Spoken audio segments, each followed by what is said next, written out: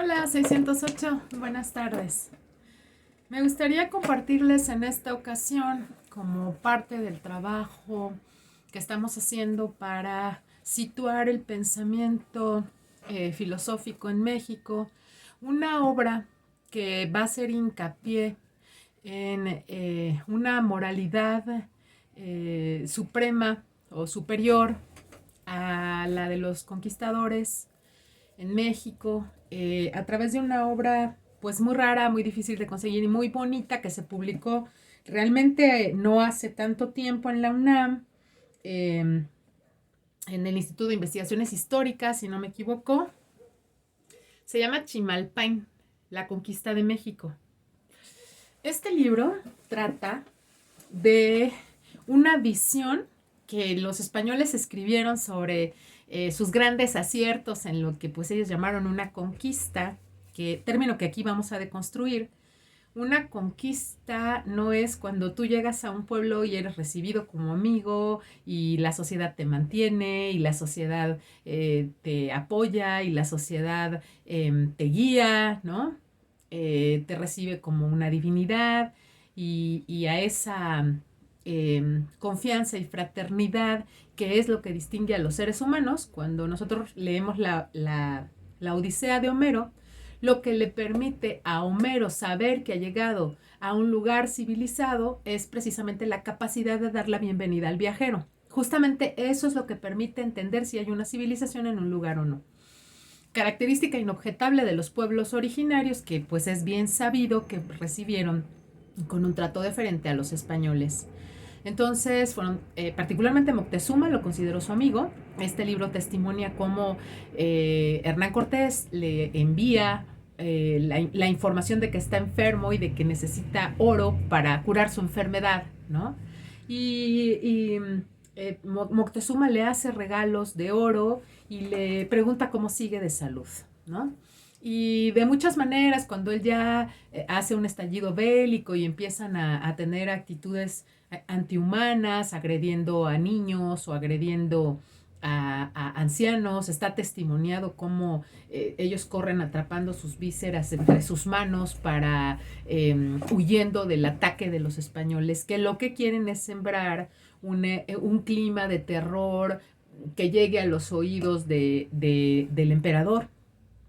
Y entonces el emperador, para apaciguar esta embestida inesperada de un amigo, ¿no? Al que él ha venido tratando como amigo, aquí están los testimonios, le dice, bueno, si tú lo que quieres es oro o si lo que quieres es algodón o lo que quieres es, porque pues son lo que ellos consideran riquezas, ¿no? Sus tejidos de plumas, ¿no? O sea, lo que tú desees, pues yo te lo puedo hacer llegar a la costa cada determinado tiempo porque ellos tenían una política de tributaje. No es cierto que ellos permanecieran en la guerra permanentemente, ¿no? Ellos siempre favorecieron la siembra por encima de la guerra. Y cuando era tiempo de siembra no había guerra. Esa es la razón por la que no morían de hambrunas en las guerras, cosa que los europeos, pues no estoy segura si a la fecha todavía tengan el entendimiento de la importancia del cultivo de la tierra y del preservar la vida por encima de cualquier acto de violencia, ¿no?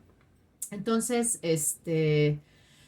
de cualquier manera, lo que Hernán Cortés ya ambiciona en ese momento, pues es el trono, ¿no? Él ya quiere ser considerado, pues, quien toma el trono de México Tenochtitlán, de quien ya ha oído hablar, ¿no? Que se ha vuelto un codicioso, ha tenido ha ido gestando, pues no alianzas precisamente, sino que ha ido violentando y entonces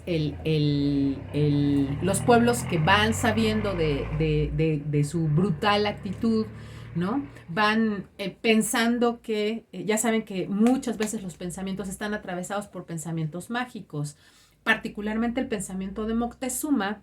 Eso está muy documentado en el Museo del Templo Mayor, que si tienen en algún momento la oportunidad de acudir, cómo Moctezuma, nuestro emperador, cae en pánico por una interpretación astral de un cometa que él identifica como un símbolo que no es Fausto. Entonces, cómo el pensamiento mágico está permeando las decisiones del emperador, que evidentemente tiene toda la fuerza para detener cualquier intento de llegar a la capital, no lo hace, ¿no? Empieza a generar unas cuestiones diplomáticas, pues fallidas, porque todos los obsequios o todos las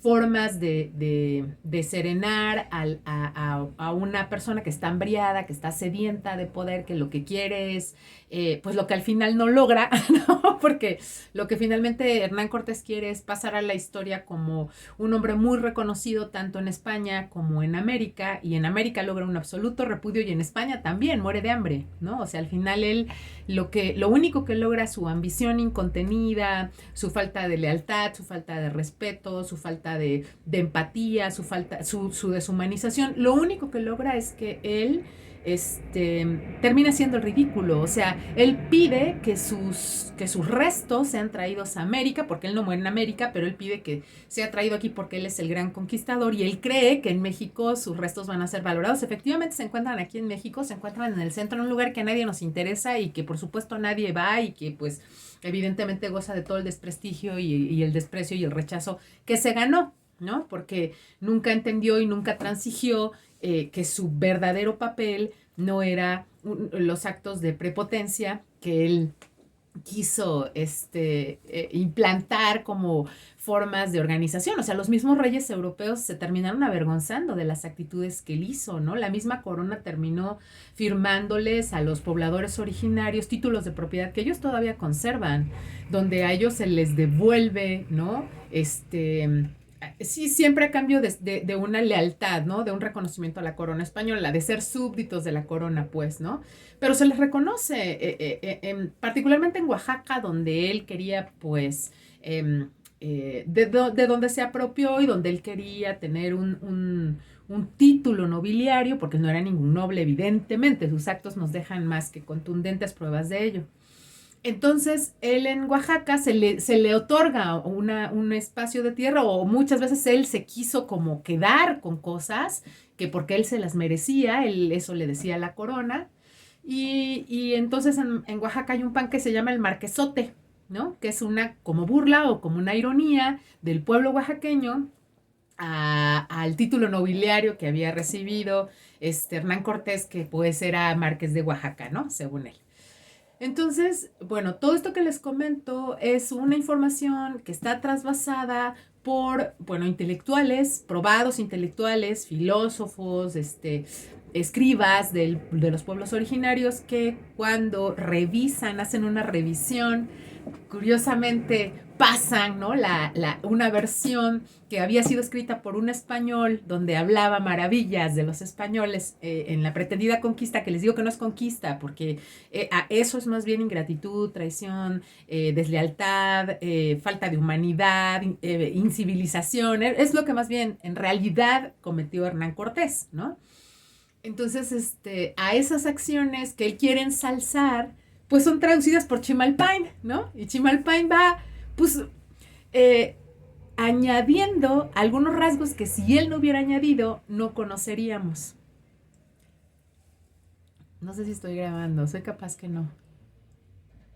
Espérenme.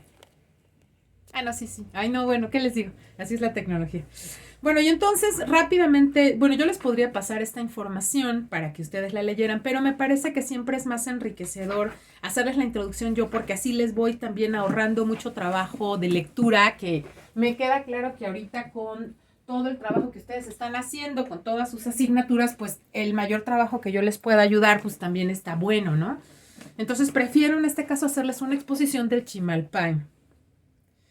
Bueno, él dice, les voy a ir como leyendo algunas citas donde dice, la conquista de la Nueva España fue un acontecimiento cuya trascendencia implicó a todos los ámbitos de la realidad indígena de estas partes del mundo. Sus efectos se dejaron sentir por todo el territorio y tocaron las fibras más profundas de los individuos que lo habitan. La memoria del pasado, su utilización y las formas de su registro no fueron una excepción, que es lo que les estoy comentando. Entonces, a partir del trascendental acontecimiento es posible observar un proceso a través del cual fueron cambiando tanto las formas de conservar el recuerdo de los acontecimientos del pasado como el sentido para los hombres descendientes de los antiguos habitantes de estas latitudes. Que tenían tal conservación, porque bueno, nosotros sabemos, ¿no? Que los pueblos originarios tenían códices o tenían o tallaban en piedra sus historias, ¿no? Que ese es el caso de los pueblos de mayas, porque la humedad en los pueblos mayas no permitía conservar la información en papel, porque simplemente es imposible.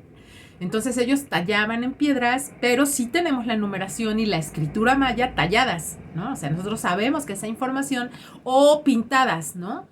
En cuevas, ¿no? Con algunos materiales muy, muy especiales y particulares. Incluso hay un azul maya muy característico, ¿no? Es decir, ellos siempre habían preservado conocimientos, ¿no? Entonces nos dice,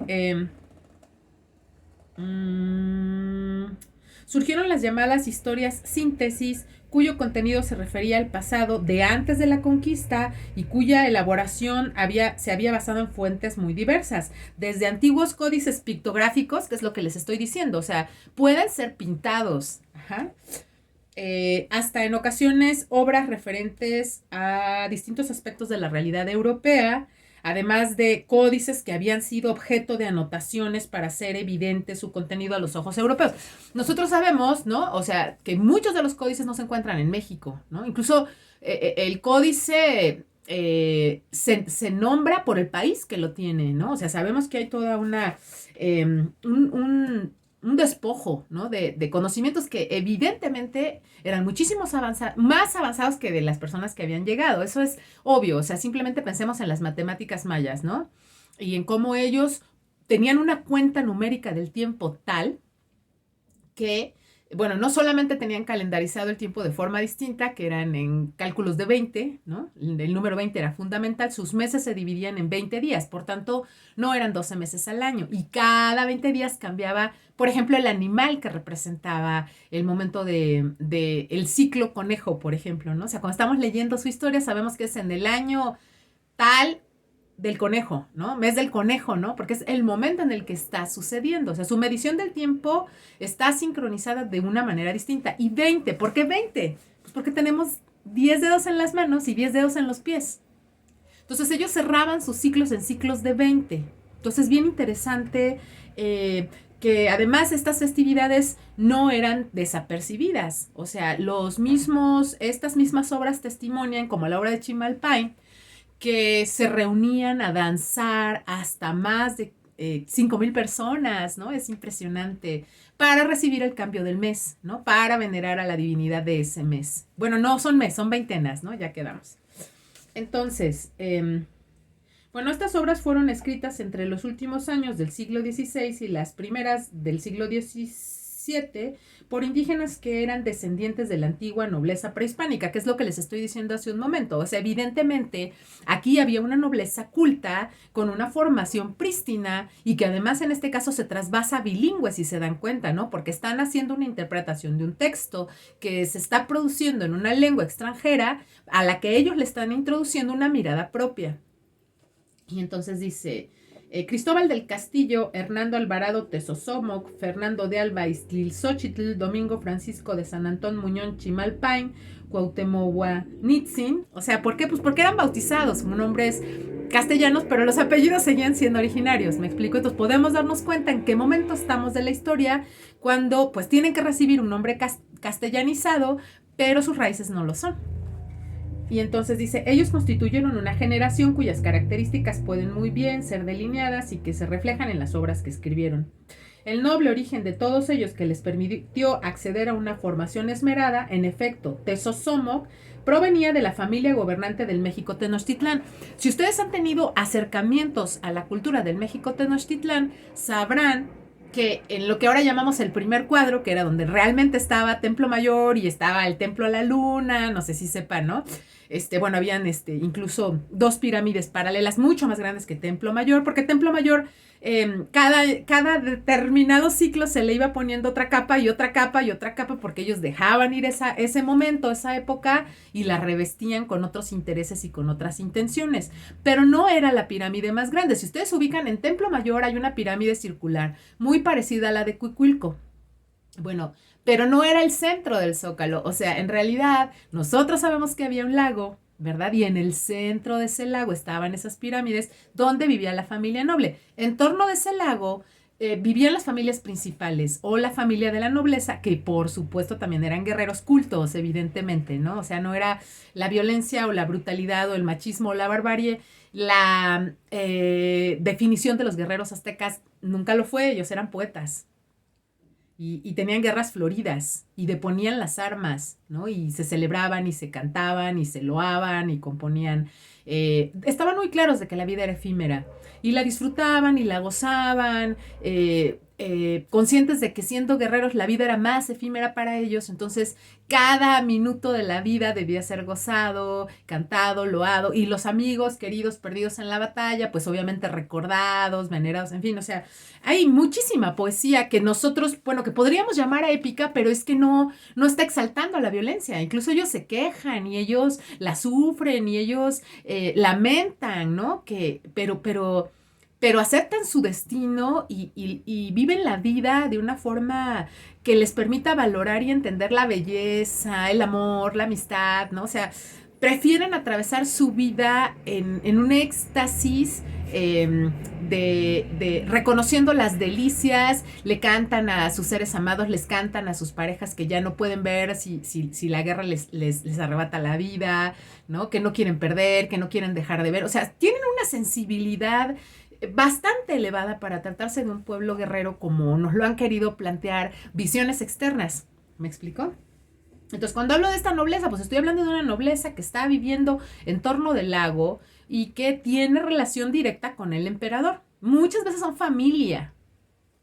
Entonces, nos dice, la producción historiográfica de los indígenas, esta es una forma de hablarle a nuestros pobladores originarios despectiva, que vamos a tratar de no utilizar porque ellos no son de la India. Y aquí no llegaron a la India y Colón no encontró la India y los indios están en la India. Nosotros somos, en este caso, de este lugar concreto del que estamos hablando, es del pueblo mexica.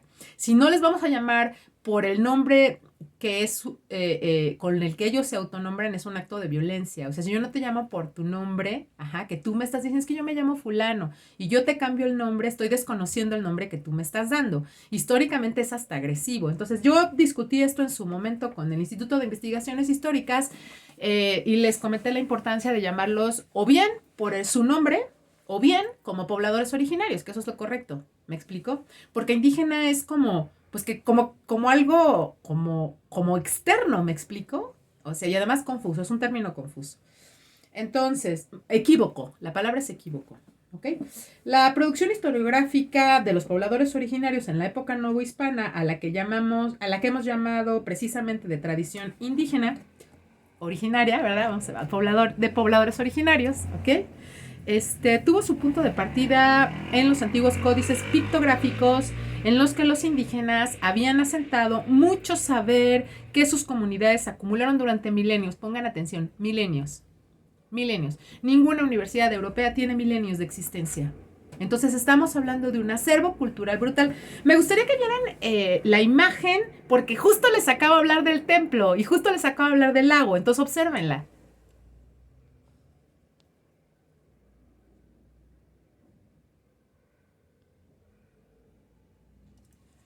Sí me explico porque nosotros pues vamos al Zócalo y ya no tenemos ni idea de cómo realmente estaba construida, pues sí, el centro de poder de este imperio, ¿no? Del imperio de los pobladores originarios.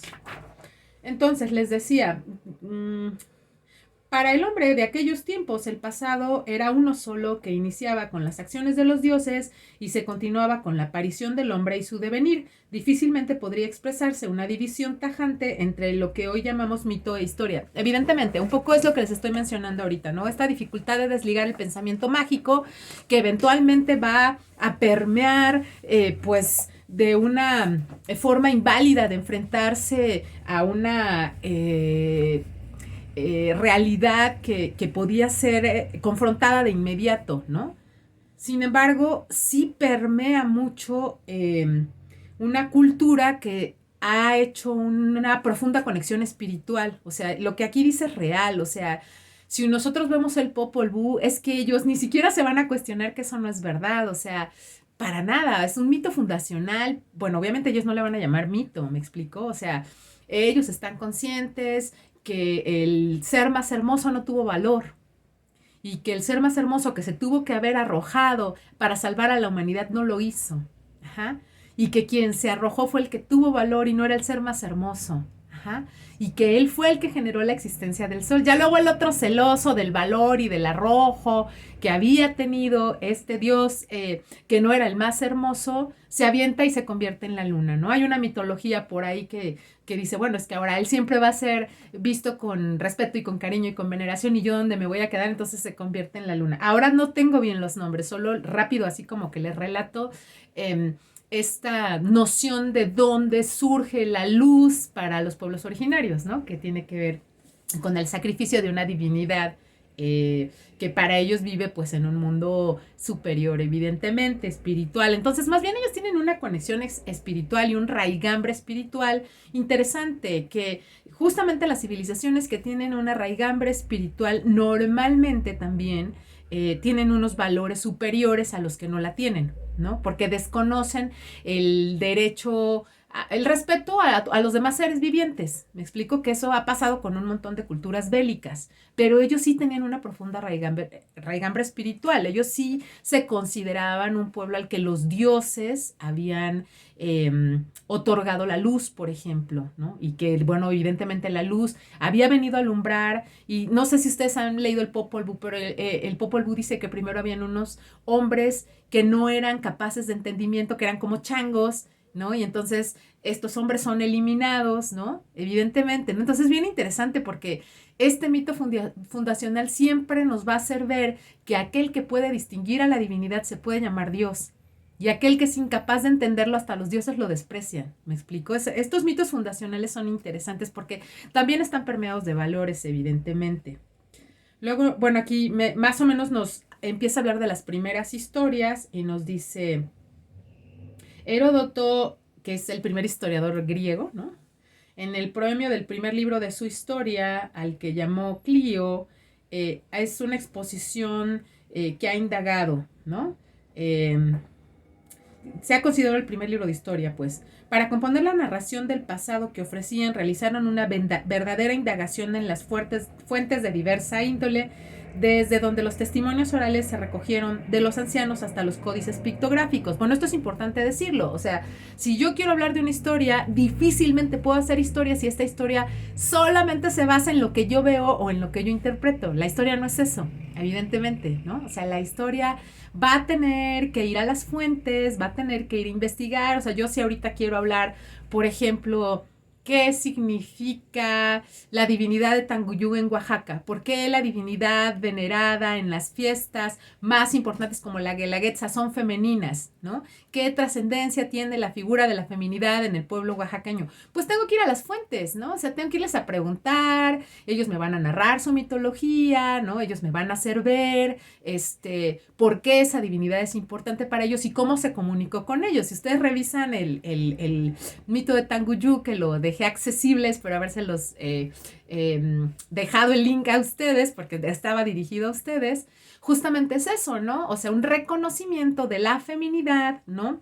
Y de cómo ella motiva, armoniza a tres pueblos que eran geniales, ¿no? Y que habían empezado entre ellos a no reconocer su genialidad, a permitir una rivalidad absurda, y poco a poco se dan cuenta que cada una de las acciones de ellos es muy valiosa, ¿no? Y se armonizan, y ahora en torno a esta divinidad comunidad, que les ha permitido encontrarse y reencontrarse a sí mismos, que es bien interesante, ¿no? La parte de Oaxaca que se dedica a la alfarería, que son unos genios.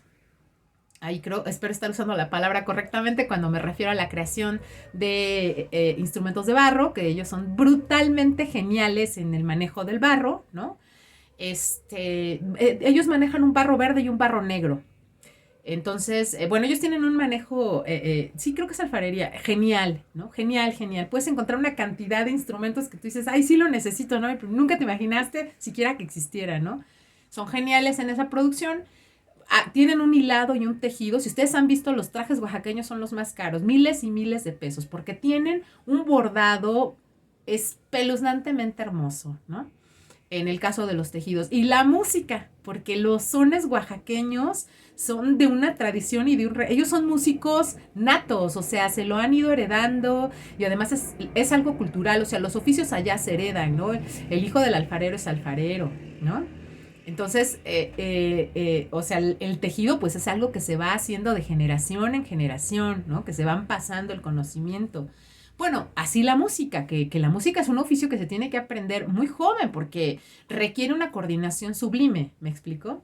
Y bueno, ellos son unos músicos espectaculares, ¿no? Y con frecuencia vienen y nos agasajan aquí en la ciudad y nosotros no tenemos ni idea de la dificultad que cuesta, por ejemplo, sacar el sonido de un instrumento de viento y ellos lo manejan como si tal cosa y nosotros no alcanzamos a entender la gracia y el talento de esos pueblos, que además es de miles de años atrás. No los instrumentos de viento, pero muchos otros sí, ¿ok? Entonces, bueno, nos dice... vamos a ver. Algunos fragmentos de la producción historiográfica de Tezosomoc fueron aprovechados por el autor de la crónica Mexicayotl, quien los reunió con otros escritos por el mestizo Alfonso Franco. El original de esta crónica fue elaborado por Chimalpain y contiene fragmentos de su autoría. Por eso es muy posible que fuera el mismo Chimalpain quien compusiera esta obra con textos de los autores citados. Entonces, pues es una delicia porque un día les aparece esta obra, ¿no? ¿Cómo les aparece por ahí? Ya ven que muchas de las obras fueron escondidas, el Vaticano tiene muchas obras que no ha permitido que se difundan, muchas obras fueron robadas, pero aparece Chimalpain, que es pretendidamente, como ustedes ven, la conquista de México, pero resulta que Chimalpain le había metido la mano, ¿no? Y había mostrado toda una cosmovisión que pues, los españoles evidentemente ni querían, ni podían, ni les interesaba, ni entendían, ni sabían cómo reflejar, ¿no? Entonces, bueno, dice que Chimalpain recurrió a antiguos